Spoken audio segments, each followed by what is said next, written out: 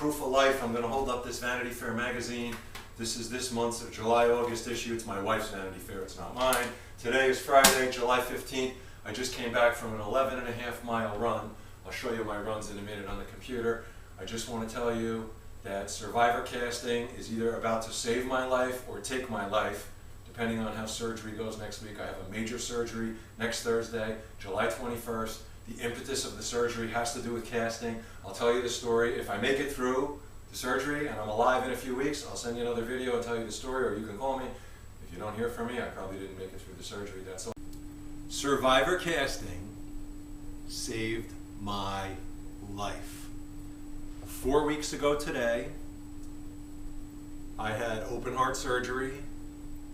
I'll tell you medically about it later. They had to replace a valve that I was born with that I didn't know was bad. I had a bicuspid aortic valve. But 5 weeks ago, I made a video and told a story about how survivor casting saved my life.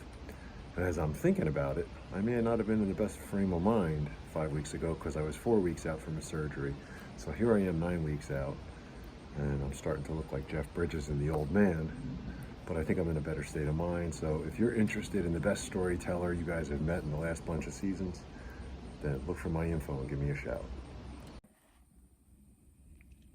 Survivor's casting literally saved my life.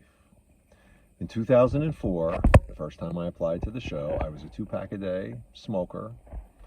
And knowing that I was going to get the call and be on the show, I quit smoking cold turkey in February 2004.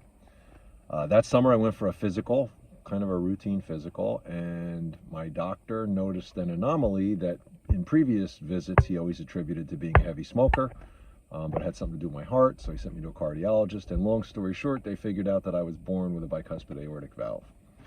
So in that time frame, 2004, they started following me, testing, all the bullshit that goes with it. Every couple of years, they do echo, and long story short, in 2022, I had open heart surgery to get the valve replaced. Since that time, or when I was initially diagnosed, I became an avid runner.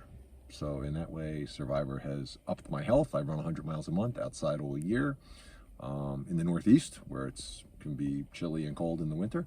But I do a great job with it. Keeps my heart healthy. My whole goal was to be proactive, knowing I would need open heart surgery someday. I figured the day they opened me up, they'd look inside, and instead of seeing a 50-year-old guy, they'd say, oh, maybe a 30-year-old heart. Oh, look, I think 30. But anyway, long story short, I got the valve replaced. I'm in good shape. I'm coming up on 3 years.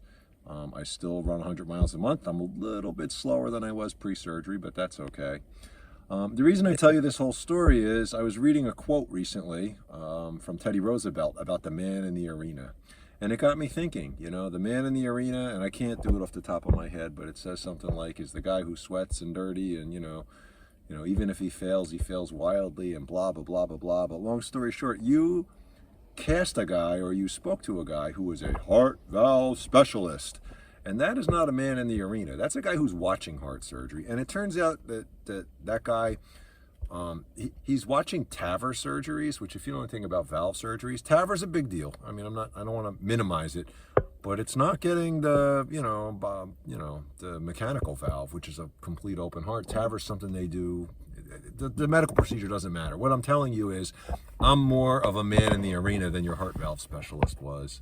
And I am a better storyteller than he is. And I should be getting a call and we should be talking. I mean, this is definitely, it's worthy of a phone call at least. I hope to hear from you all. Have a great day.